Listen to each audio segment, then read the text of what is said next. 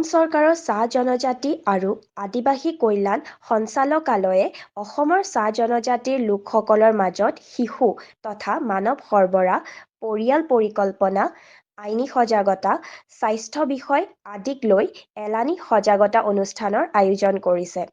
এই ক্ষেত্ৰত অসমৰ ১৫টা অগ্ৰণী স্বেচ্ছাসেৱী অনুষ্ঠানক এই দায়িত্ব অৰ্পণ কৰা হৈছে। এই কাৰ্যসূচীৰ অন্তৰ্গত শোণিতপুৰ আৰু বিশ্বনাথ জিলাৰ চাহ জনজাতি আৰু আদিবাসী লোকৰ মাজত সজাগতাৰ সৃষ্টিৰ বাবে এইট ব্ৰাদাৰ্ছ সমাজ কল্যাণ সমিতিয়ে এলানি কাৰ্যসূচী যুগুত কৰিছে।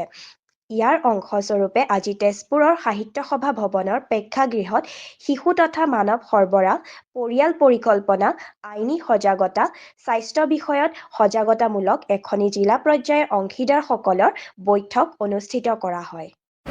আজি মই ভাল পাইছোঁ যে আজি আমাৰ এইবিলাক যিবিলাক আপুনি ক'লে সেই বিষয়ে কেনেকৈ নিষিদ্ধ কৰিব পাৰি সেই বিষয়ে আলোচনা কৰিব পাৰিছে, এৱাৰনেছটো কৰিব লাগে তেওঁলোকক ধন্যবাদ দিছোঁ।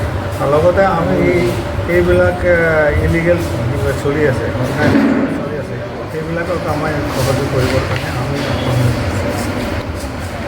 চৰকাৰক আমিতো জনাই আছোঁ, আমাৰ ৱেলফেয়াৰ বোৰ্ড আছে, ৱেলফেয়াৰ বোৰ্ডৰ ৱেলফেয়াৰ বোৰ্ডক কৈছোঁ সেইটো কি কৰিব লাগে, সেইটো কৰিব লাগে, সেইটো কৰিব লাগে কৈছোঁ। চৰকাৰে যি পাৰিছে তেওঁলোকে দিছে, দিয়া নাই। কিন্তু চৰকাৰৰ ওপৰত নিৰ্ভৰ কৰিলে নহ'ব, আমি মানুহবিলাকে নিজে সচেতন হ'ব লাগিব, ইয়াকে আঁতৰাব লাগিব।